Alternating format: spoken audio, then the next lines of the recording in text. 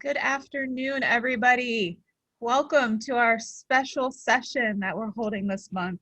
We'll give everyone a couple minutes to log in and get settled, but we're so excited. This is going to be a really fun discussion with Shirley Smith. So we'll give you all a couple minutes and then we'll dive into reminders and then enjoy a fun time.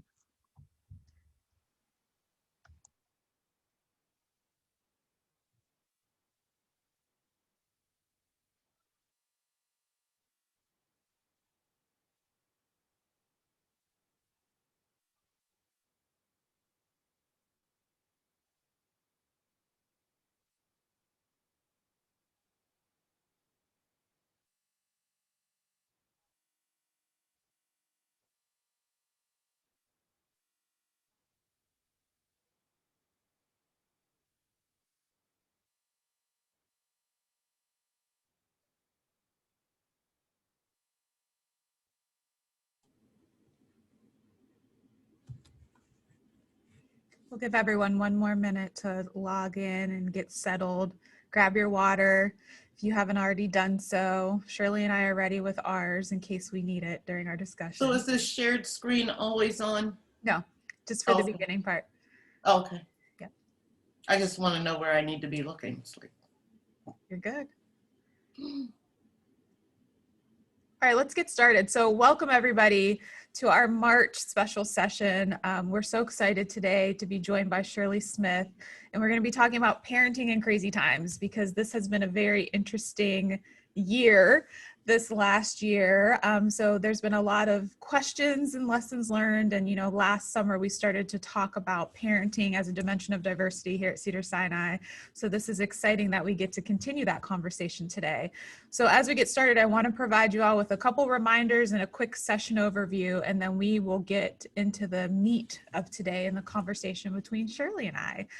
So as a couple reminders, the session will be recorded and be available on the Office of Diversity and Inclusion SharePoint site. You'll see that. So you'll have to use your Cedars-Sinai login to access that.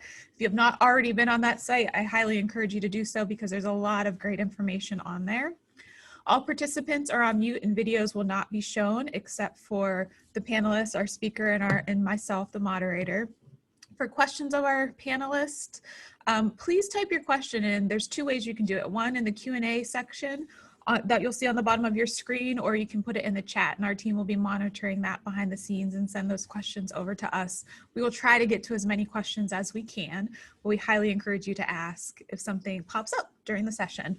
A survey link will also be provided at the end of the session, so please provide your feedback. We'll be sharing that with Shirley. And then we encourage you too to join us on our MS Teams site with any thoughts and takeaways and comments, and if you have ideas on other things that we should be discussing in the future. Next slide, please. So today I am so excited to be joined by Shirley Smith, and you'll see a little bit about, she is the founder and president of Talk About Parenting with Shirley Smith. So I want to provide you with a very quick introduction, but you'll see kind of the summary of what we're planning to accomplish today. But Shirley has been conducting parent development sessions for over 20 years. She served on the Los Angeles County Commission for Children and Families, and she chaired the county's adoption commission. Shirley hosted and produced the award-winning syndicated cable program, Talk About Parenting with Shirley Smith. As an award-winning columnist for the Pasadena Star-New and the Huffington Post, she brought parenting into the forefront. Her book, They're Your Kids, Not Your Friends, published in 2008, often solicits the comment, "Oh, your parenting style is old school." To what, this is like my favorite response, to which she responds, "Yes, I'm old, so it is old school." So with that, I'm excited for us just to dive into conversation. Shirley's an expert in this space, has been doing parenting guidance and development sessions for quite some time.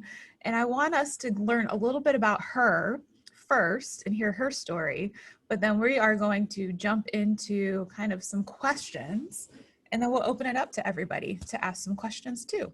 Does that sound good? All right. So Shirley, welcome. Thank you. I'm so excited that you're here. We finally get to do this. We've been talking about it now for a couple months, and now today is the day, and we're here. So tell us a little bit. That was the quick bio, the quick overview of who you are. But talk a little bit about where you grew up and a little bit about your background that led you to this work. I grew up in Los Angeles. I was born in 1937, way back in the day, at LA County Hospital. Okay. My family is from Boyle Heights, and that's primarily where I grew up. Okay. I I often get talking too much, so I'm trying to temper myself to answer exactly your question. Oh, you're fine. Okay, cut me off, feel fine. And you know what? I'm a pro at cutting When people off. I grew up, and in the neighborhood I grew up, it was totally a family, an extended family. If you misbehaved on your way home from school and the neighbor saw that, by the time you got to your house, the neighbor had called your mother. Right. And your mother met you at the front door and said, you didn't speak to Mrs. Brown this afternoon. And it didn't matter that you said, well, yes, I did, because adults ruled. Yes. And my mother marched me back down, and I had to say hello to Mrs. Brown. Now, Mrs. Brown picked on me because she knows I spoke. She just wanted to, but kids didn't have that option. If Miss Brown said it, it was the gospel. Right. So that was pretty much my upbringing of total respect for the elders, of no nonsense. That's not to say I didn't try all the nonsense I could. Right. Because that's what children do, and that's what they should do. But their parents have to be on their toes to recognize nonsense and call them on it. Right. I grew up in a small town in Ohio, and it was very much the same thing. My family had been there for generations too, and it was like you knew the neighbors, the family was down the street, so you knew everybody in the neighborhood or the village. We were a village, so you couldn't get away with much there. So that part didn't change even in my upbringing. So I understand that completely, for sure. Well, your behavior was your family's reputation. Yes. And I think that's a great way to put it. Yeah. So what led you to decide to start an organization that is talking about parenting and teaching people how to be a parent, which is not an easy job. So this can't be an easy job from your perspective either. It's not an easy job. And I like to say, I try not to teach people how to be a better parent. What my purpose is to help people understand there's a wide range of personalities that are part of you as a parent. And so there are many experts that will tell you you need to do this, you need to do that, that. I like to believe you need to listen and compile from what you've heard that which suits your personality, your value system. So there's some people who scream at their children all the time. Mm-hmm. This is not really good. But if you're a screamer, that's your personality. You're screaming at your friend. You're a screamer. Right. So you have to bring that person to understand the results of their screaming. Yeah. So yeah, it's a very difficult job, but that's why we call it talk about parenting, not teach about parenting. Because people often get very resentful. They're very protective of being a parent. And their philosophy. Those are your little humans. So you are protective of that. Yes. So you don't want somebody else coming in and telling you, you shouldn't have done that. This is how. No. You present various ways of doing things and examples of how the other ways work. Then you get to examine what you're doing and think about how you could do it better. But you will never say, Shirley Smith told me I need to do. Now, I will say, you need to have a bedtime. We talked about that. But I'm not going to tell you that you have to do that. I'm going to tell you how it works well when you do that. It's up to you. Yeah. So how did you get into this, Shirley? I know a little bit about your story and how you got into the parenting world, but I'd love if you would share that with our attendees today. I was really minding my own business. And my business at that point in time was I was a stand-up comedian, and it's a road comedy because you're on the road. It's a different club every night. A friend of mine said to me, because I've always been a community activist, loud and belligerent, and she said, you know, you're not doing it, you're never around, you don't do anything anymore. You're always gone. She said, you ought to do foster care. And I was like, excuse me? My 5 just left home. Why would I do that? And she explained about newborns, and that if their mothers had tested positive for drugs, they're not allowed to take them from the hospital. So they're placed in foster care. And it would only be like, a 3-month, because by that 3 months, the family has done some work, court-ordered right, programs. And I was like, okay, that's something good, giving back. And so I said I would, and I became a foster parent. And this is when I discovered, because in my life, I just thought everybody parented like my parents did, you know, a story before bedtime. I thought that was the way people lived. And one of the family members of a newborn that I had taken the child for the day because they could have visitations. And when she brought the baby back and I opened the front door, this relative said with the biggest smile on her face, she said, oh, Miss Shirley, you don't need to worry about feeding her because I just gave her a bottle of Kool-Aid.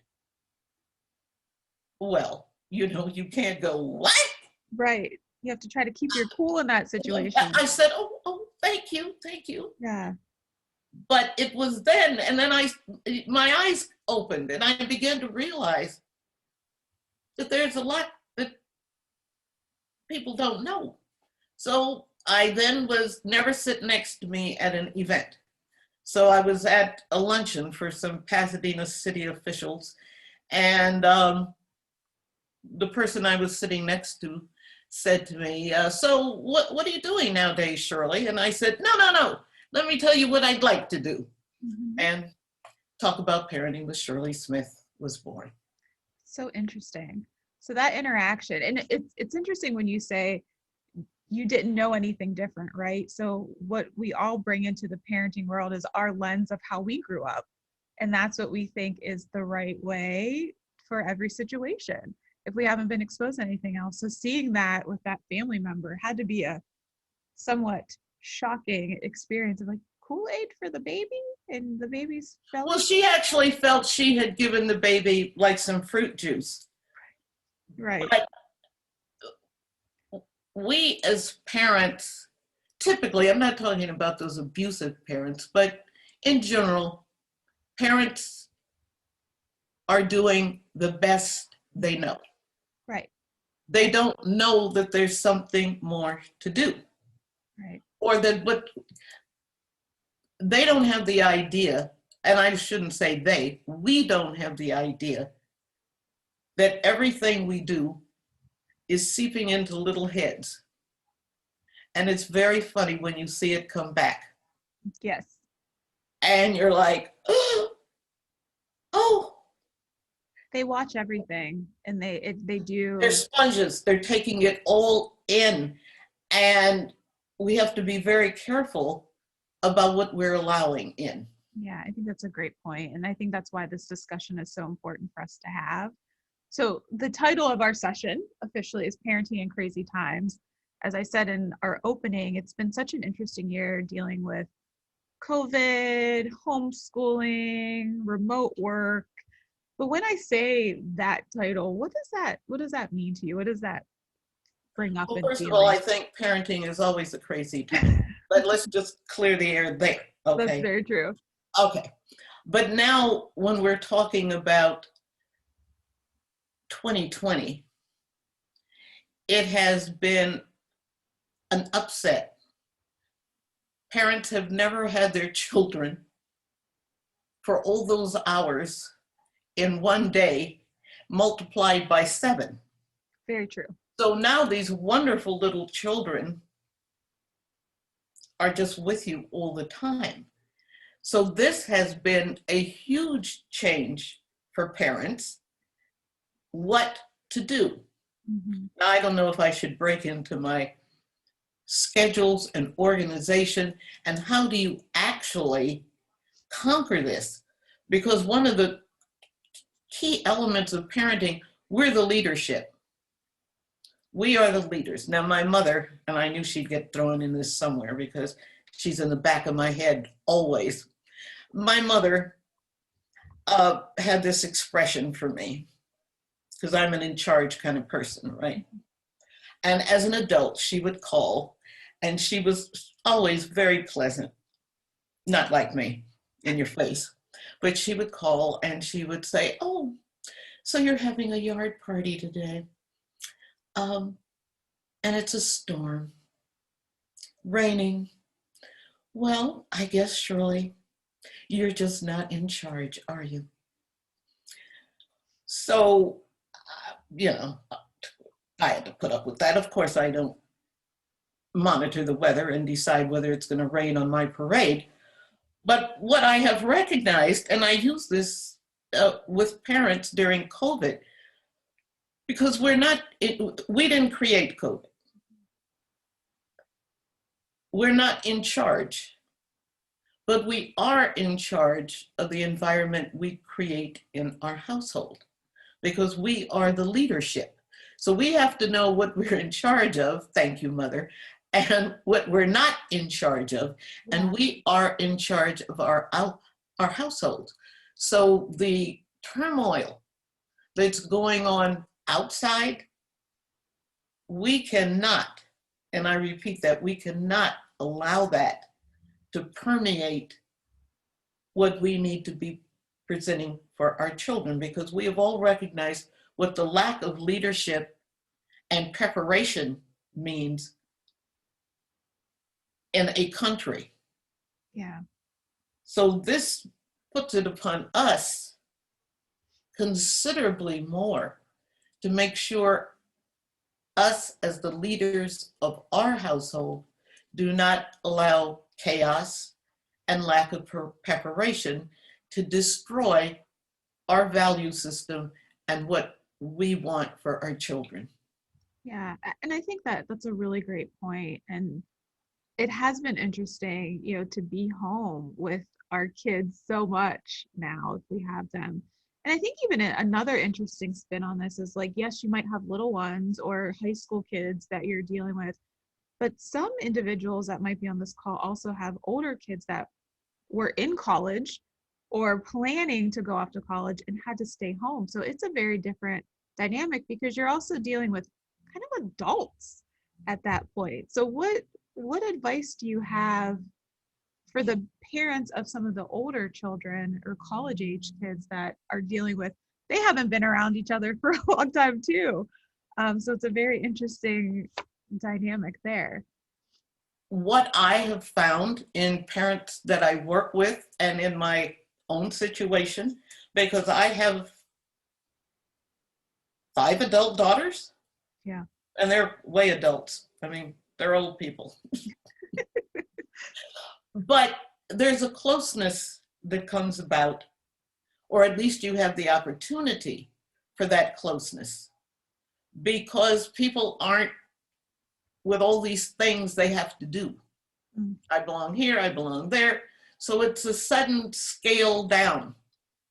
Now, a lot of times we resent that scale down, and it's like, oh, I wish I was this and I wish I was that. But once again, my mother's words come back, oh, we're not in charge. Right. So we have to take care of what we are in charge of. And it's an opportunity to really learn more about your children than we've ever had before. Right. I have a daughter who moved to Mexico about 2 years ago, and we talk every day now. And we don't talk about, how's your photography going? Or what new clients do you have? We talk about her. Mm. And I hear her in a way that I've never heard her before. So I say to parents, chaotic as the bigger world may be, we have the opportunity to have a bond and to be able to tighten it. But these are bonds that in life we were doing when they were 3 months old, Yeah, that's a 3 years old. But now, even if they're adults, we have a new opportunity to know them in a whole different way. Yeah, that's a really interesting perspective to look at there, because they are different. They're coming into their own at that age too, right? And I do feel like I talk to my mom on FaceTime way more because she hasn't seen our family in person in quite some time. So FaceTime has been a beautiful thing for us. So we talk like twice a week at least on that, just so we can stay connected. And it's been very nice, actually. But you work with so many different people in your work and parents. How are you seeing that parents are coping after more than a year of dealing with all of these different crises? Because we had COVID, yes, but we also are dealing with, a racial reckoning in society too. And how are you seeing parents coping themselves? Because mental health has also been a very big conversation for all of us. Well, parents aren't having it easy. But as I started off, it's never been easy. Yeah. It's a lot more difficult now. One of the things that stands before us and we can't ignore is we're in a moment of truth. Mm. Now, when I grew up, there was not 24-hour news. There were no cell phone videos. And you turned on, pardon me, the radio, and you had 15 minutes of news. Yeah. So the world was not ours, nor was the country. And my parents, our parents, they were the ones who brought the world to us. And they could bring the world to us through their eyes. Mm-hmm. My parents were really very careful to never let us know that there was racial strife in the country. I knew nothing about the ordeals that African Americans had gone through.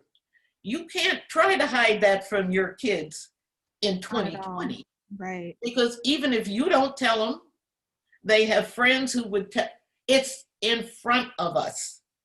So we have to, as parents, be very open and very truthful. And we have to do a little soul searching to recognize what our values are.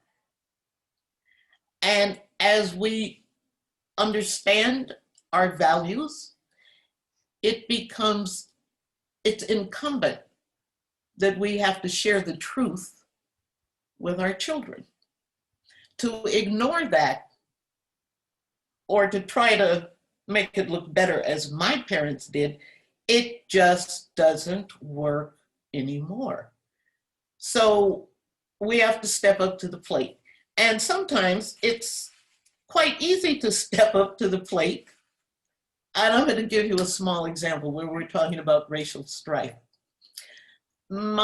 People always go, well, what age do I tell this to my kids? Well, that was going to be one of my next questions. Well, I jumped you. Okay. Yeah, no, just in our conversation. You don't have to prepare. Okay. Now, on June 13th, right, this will be the day. No, because it happens all the time. So my daughter was second grade, and her little friend, I won't give the name, was having a birthday party. It was a sleepover. My kids are not allowed to go to sleepovers. Now, if I know the family, but this family, even though this was a good friend of hers, they would only drop her off at our house. They never once met me. They never came to the door, but okay. So we dropped my daughter Pia off at the party, and I tell her, when everybody gets their sleeping bag out, you have to call and we'll pick you up. So we pick her up. She gets in the car and she says, guess the reason why her dog was barking when you let me off was because her dog doesn't like black people. And I said, really? So you think her dog knows, ethnicity? That's what she, oh, belligerent now. That's what she said, and she's my friend. But it's in my head. This is a lesson. Okay, maybe about 3 months later, there was a flood in the area. Anyway, the family had 9 kids and they needed to farm them out to different people because they had to evacuate. So this darling little friend of my daughter's came to stay with us. Family still didn't come to the door to meet me, but she came in, and when the little girl came in, she reached to pat our cat. Now, the other thing that happens in our houses, we have different age kids, right? So our younger kids are learning from, okay. So the little friend comes in and she reaches to pat the cat. And the teenager says, ah, don't touch that cat. It don't like white people. And my daughter, the young daughter, is just devastated. Right. And she weeps and she cries and she runs to her room. And I go in to help her. And she says, why would she say that? My cat doesn't know what color anybody is. Lesson. Now, the teenager did that on purpose because the teenager knew that our cat was not going to bite somebody because they were white. But what I'm saying is, as parents, these issues happen in our house all the time. Work with them when they happen. You don't need to put on your calendar, July 13th, I'm going to try to teach my child that we respect everybody, that our animals don't bark because somebody has red hair, you know? Right. But oftentimes we kind of brush over. Don't brush over. Bring it out because it's on television. In fact, it's on right now. As we talk, the George Floyd trial is on. Right. Well, and I think too, with the fact that kids of all ages are exposed to social media, even if you may not choose to allow your child to be on those, somebody, to your earlier point, their friends may be, and they're seeing things, and the conversations are very different than maybe what they were when some of us grew up. So we have to be able to adjust to the shift in generational differences in our parenting styles too. And I think that is an important piece, like leaning into when the opportunity comes up to have these conversations. Don't brush it off, really lean into it and find it. Or how do you just make them part of how you function in your household based off of your earlier comment of values? For us, we've been reading since Carter was little.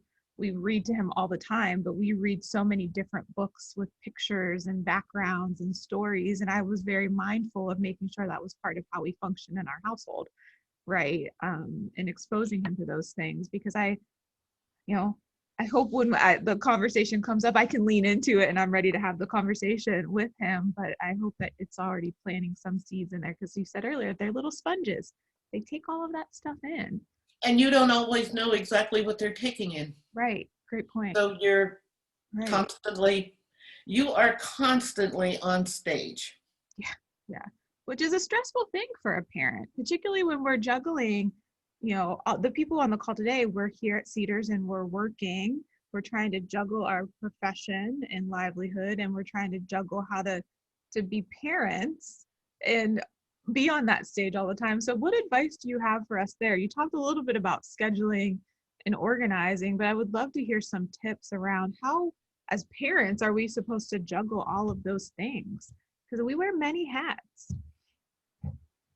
It's a loaded question, Shirley. Well, it's not so much a loaded question as it is an hour's parent development session. Alex, so give me one tip, and then we'll think about. Okay. The one thing, the most important thing, is organization. You cannot be a juggler without organizing the pins or the balls, and which one goes up, which one comes down. True, very true. You have to You have to have planning, you have to have scheduling, you have to know when things are going to happen, you have to have communication. Because if you're not communicating, not just with your children, but your significant other, the whole household has to be on the same planet. We have to work together. It is a team. And it's not a lot different than the job. Yeah. The job, you've got a team, you've got co-workers. This one does this one does that. You all come together, and then that's the big picture. So, but as I said, it's not a loaded question. It's just one that has so many components to it to make it work. Now, I went back to school when I was 30 years old with, I always forget how many kids I had, but I think it was 5. The youngest one was still in a stroller. Okay. I was at UCLA in married student housing. How in the world did I graduate as an honor student and all those kids still be able to do their schoolwork? How I did don't know you how you do did that? There's only one way to do that, and that is organization. Yeah. And a support system too. Did you have that? I'm glad you brought up a support system, because that's all part of my whole COVID program. Yeah. Is that you have to have support. Now, a lot of times we parents like to go, oh, I can do it all by myself. No, you can't. And it doesn't hurt to ask. Because if you don't ask, people go, oh, they're just doing it all. Oh no, I had all kind of support. I had wonderful professors who were like, this woman's on campus and she has how many kids and she's bringing this, because I took the baby with me. To class? To class. This was in 1968. Oh, wow. So when people see that you are directed and on a path, you know, you're doing your job at Cedars, you're raising your kids, people want to be supportive. And you need that support, and there are resources. And oftentimes, parents don't activate those resources. Mm-hmm. They don't ask for help because we all want to pretend like we know what we're doing. Guess what? We don't. Right. We're doing the best we can. And I will tell you, for everything I know about parenting, I learned from so many different people. And I think that's the blessing of parenting and why I actually enjoy having these conversations. I'm so thankful for all the moms and dads here at Cedars, you know, as I've been maneuvering my own journey and now pregnant with our second one, getting advice on how am I going to balance this? Where should they go to school? You know, Carter's going to start preschool soon. So I think that having those networks and, to your point, relying and being comfortable of asking those questions is a really important piece on how we can survive all of this. It's essential that we don't determine we know it all. Right. By asking the question, somebody may give you an answer that, yeah, I'm not going to do that. But at least you've opened it up to hearing more. And this takes us to your diversity. Mm-hmm. It helps to know a diverse group of people. If you know only people who think and do like you do, you're stuck. Right. So you really have to expand the conversation. And that's why we call it Talk About Parenting, because it's very strange. 2 things that don't get talked about. One is parenting and one is money. You know, nobody is going to say to you, oh yeah, so how much do you have in your savings? Right. You'd be like, what? So are you tired of your 16-year-old? What? Well, yeah, you are tired of your 16-year-old. Right. But you're not so quick to tell that. So there's a whole level of, I call it trust, because we hold our kids so close to us, and we're not too quick to admit, you know, I just was gonna wring her neck. Right. Like, what did she say? And then they'll say to you very quietly, I know what you're talking about. So, but you can't just do that. There's a level of trust, and you have to feel that people are on your team. So from, thinking about the diversity standpoint, and, we're doing remote work right now, but we're trying to create a culture of inclusion where parents feel like they can be themselves here at Cedars-Sinai too. What advice do you have for us as an employer, and to all of us here listening to this, on how we can really help provide that safe space for parents in the workplace? Now, when you say safe space, I need you to define that a little. Yeah, so, I don't trail off like I know right. I can. So how do we create an environment where parents can be themselves and they can have these conversations? And if there are challenges, you can talk about it at the workplace. Instead of, to your point, we don't talk about parenting and we don't talk about money, particularly in the workplace. How can we create an environment where it's okay for us to talk about that? What are some things we should be thinking about as an employer to do? So are you talking about money or parenting? No, Parenting. I know. Parenting. Money, we'll leave that for another conversation, surely. In the workplace, it seems to me that sessions like this that you're having open that opportunity for parents to hear, think, and ask. So I guess I would say you need more of those. Yeah. The first time I ever worked with a workplace was, I guess it's been about 15 years ago, when my book first came out. And I got a call from Caltech, and they wanted me to do a parent development session. And I was like, strange. But what they said, so I asked them, because that was the first time. Mm-hmm. And so I asked them, and what they said was, when things are better at home for our workforce works better for us. 100% true. Yes. So it was very, very exciting to be sent on that journey of working with a workforce set of parents, such as what you have today, Mm-hmm. to be able to explore some of the issues that they have at home that hinder them Right. from doing a top-notch job performance. So those have been that being able to work, that sounds strange, to be able to interact with a workforce group was an eye-opener for me, a very learning experience, similar to, and I don't want to compare Cedars to the prison where I worked,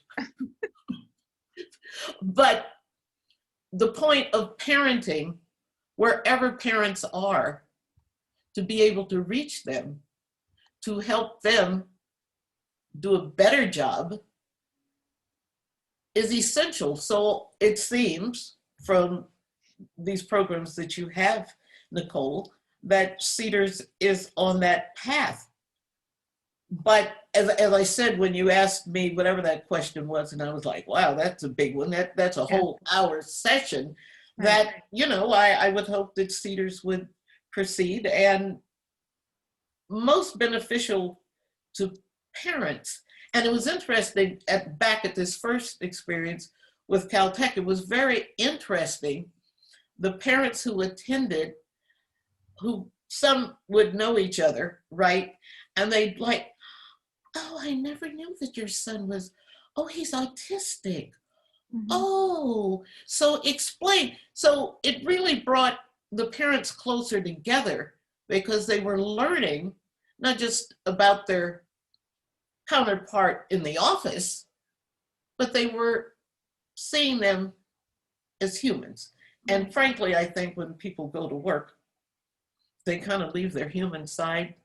I'm not insulting anybody here, but this is what I think. They kind of leave their human side somewhere else because they have to don the, yes, mm-hmm. I'm in.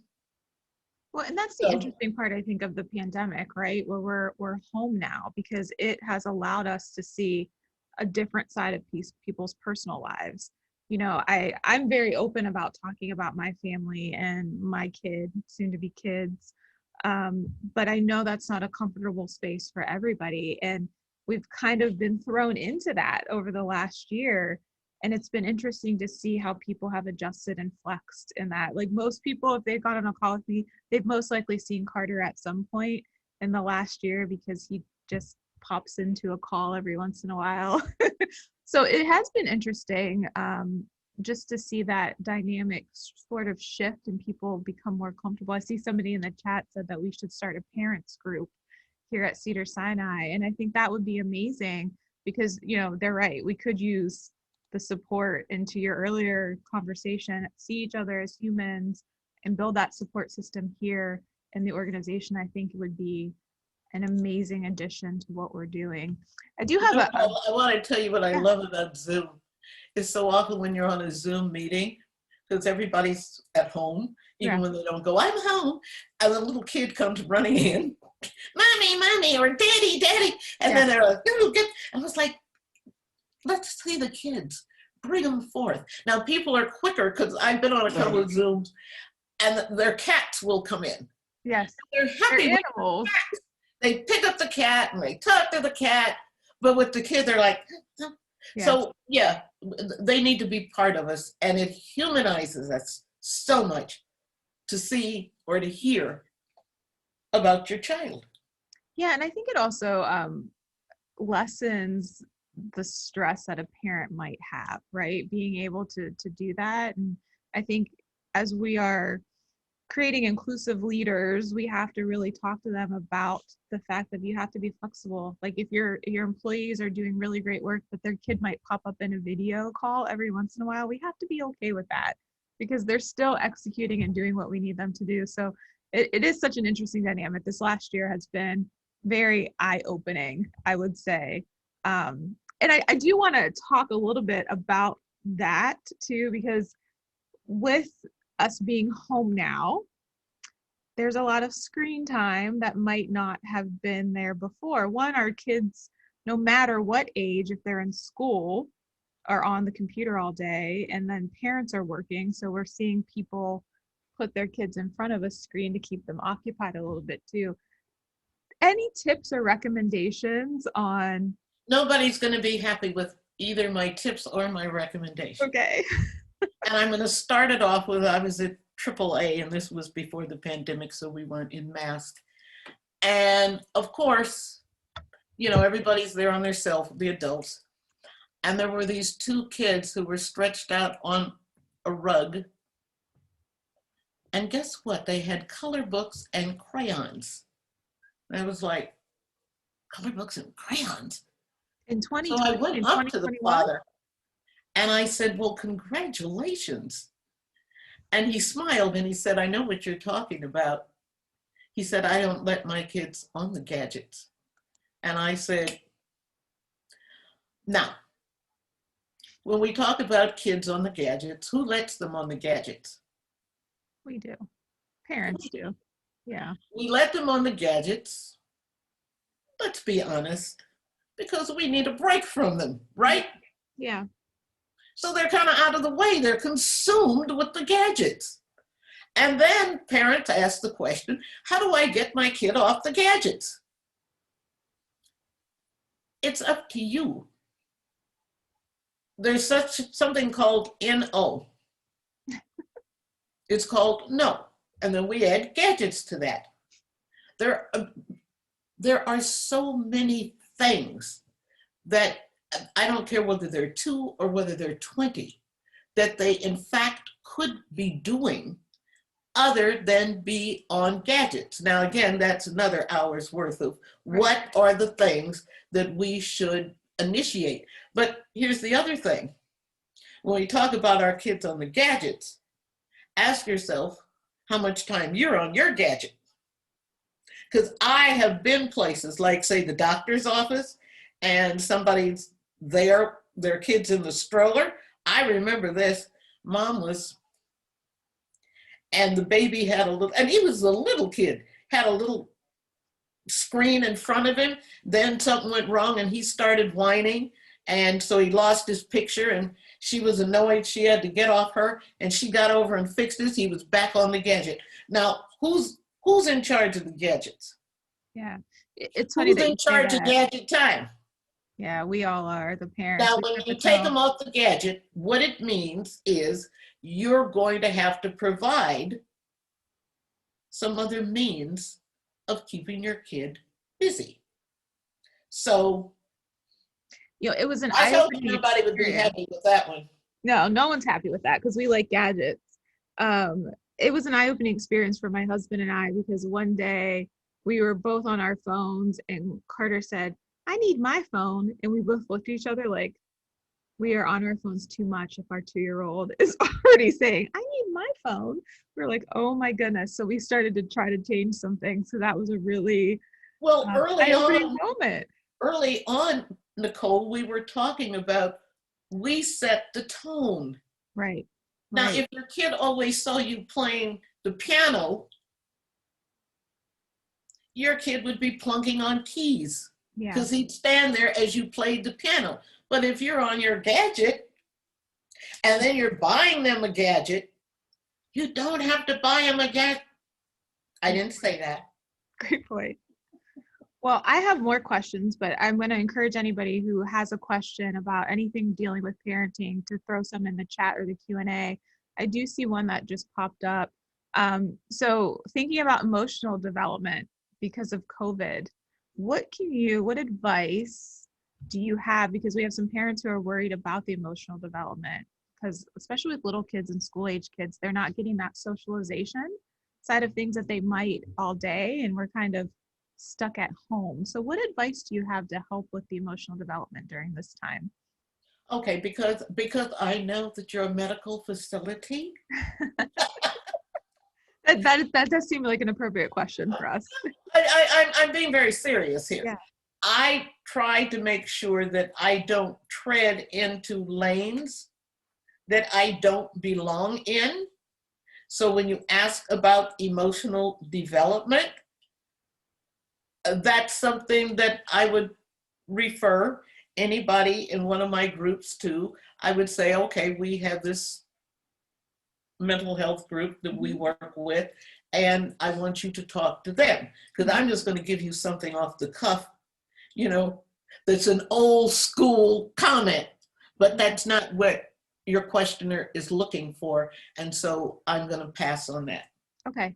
Yeah, I mean, it is interesting too. We went down to the Grove last weekend and there were two kids, like our son and another kid, and they kind of just stared at each other for a minute before it was like they didn't know how to interact because they haven't really been around kids their age yet because they're so little. So I think it'll be very interesting to see how this next year plays out as people come back out and can interact with one another again. Well, I think the whole thing of coming, did you say coming out? I went to Home Depot last week and I hadn't been in a store other than a grocery store in a year. Mm-hmm. And I had this list of things I needed. And I walked in there and I was like, oh my God, that's such a long aisle. I'm not going over to 17. Right. All I did is I stayed in the gardening section and I bought things that I shouldn't have bought. Then I'm not going to have to take them back. But yes, we have been, I would say, deprived from being out. And it's a whole new ball game. But yeah. I'm really not going to tread on that's fair. The emotional development for preschoolers when I know that there's qualified resources who would answer that. And I think that's fair. One of the things that your book does address is some advice on friends your kids hang out with, right? So what are your thoughts on that as children get older and you are setting the stage and the tone and your leadership, right, for your kids, but you have a little bit of a less influence over friends. So what's your advice on how to handle that as kids get older? My advice, and I that's a fabulous question. Thank you. This will take me 3 hours. No. Well, you have a couple minutes, Shirley. Okay. Here's the deal. You start everything, what you expect out of your teenager, you start when they're 1.5 years, 2, 5, 7, okay? So all those years, you are raising children according to your value system, and you're reviewing the friends that they have. Um, you're not, I don't make criticism of my kids' friends. I accept my kids' friends. But now, if they're questionable, I simply raise the question because I've raised my kids a certain way. So now I want to know, you were with your friend and she stole what from the store? Right. Now, we talk about that. So I'm helping my kids and I'm working with parents to help them recognize who their friends are at a young age. And now you're setting some standards, because I will tell you, once they grow up, you may not follow them into their high school classes. You will not be in the cafeteria with them. You will not be at the football game with them. So you have that job to put in early on. Mm-hmm. So no, by the time they get to college and high school, that's not your job. Your job was to raise your kids according to what you expected from them. So setting those values and that expectation early Early. carries on. Okay. I think that's a good thing that we all have to keep in mind. And it goes back to the conversation of how challenging all of this can be when you're juggling. You have to be mindful of that. Our job is to really plant those seeds and to make sure our kids are ready to fly and make the right decisions. And I think that that's a really, really challenging part. And they're going to make some bad decisions, and they're going to have some crazy friends that you didn't know about. Yeah. Because they knew you wouldn't be happy with. Right. But right. They're gonna learn. And that's what we're here for, is to help them learn. Okay. Another question. Let's see. Oh, here we go. How do you make the transition from parenting them to coaching them? So from directing them to more allowing them to make those choices that you just decided and helping them analyze those choices. So we're planting the seeds, we're doing values, they get to that point. How do we coach them? Communication is the key. We have to talk, not to, but with our kids all the time. We have to be open to the things they tell us and be so happy that they have told us, even though we may not have wanted to hear it and don't know how to react to it at the time. They go, you're going like, oh, what did I just hear? You take a deep breath. But it is essential that we have communication going both ways. We have to hear our kids. Which is so hard. But a good. Is it hard?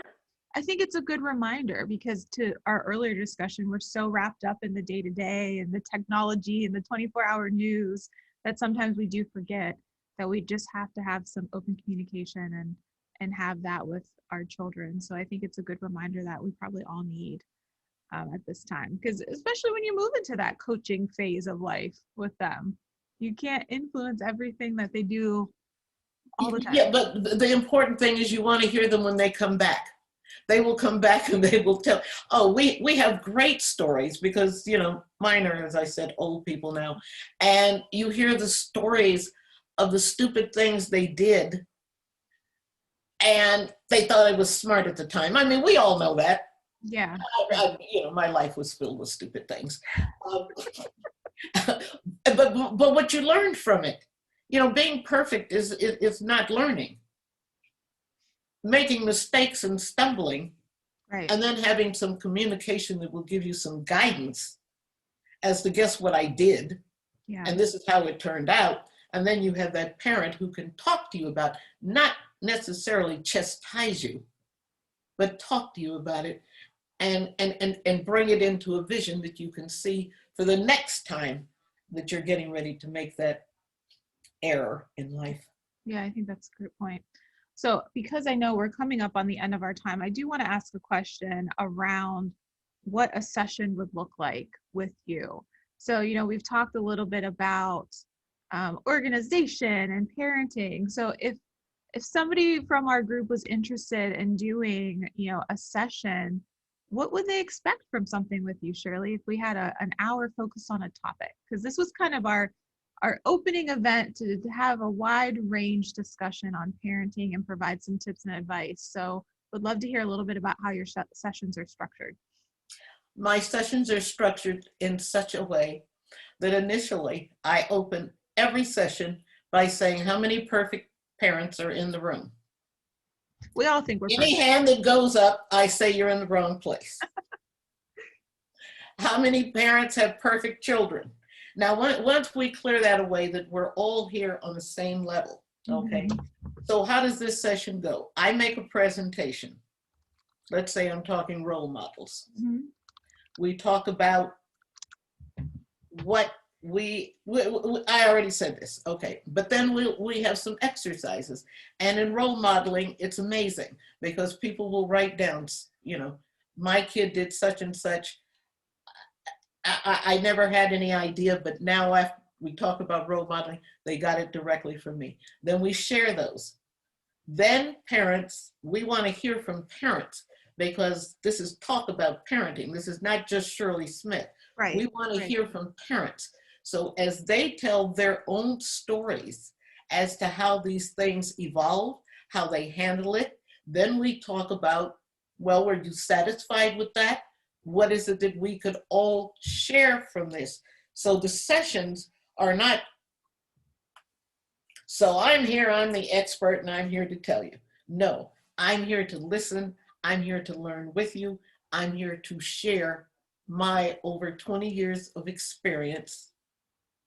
And I don't want to say how many parents I've heard from because every parent's story is essential for everyone else. I don't know if that answered your question. No, it does. I think it's a good idea for us, particularly when the comment came up of we should start a parenting group here at Cedars. I think it could be interesting for, additional conversations as we evolve that to come in. So I just wanted everybody to kind of get a little insight on what that session would look like. So you do stuff around role modeling, you do stuff around organization, and provide just a space for people to share their experiences, to learn from each other, but also provide your expertise in this area as well. Great. Okay.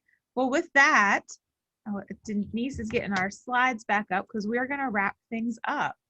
So thank you, Shirley, so much for thank you. Us. And thanks to your attendees. Yes. Thank you all for joining us today.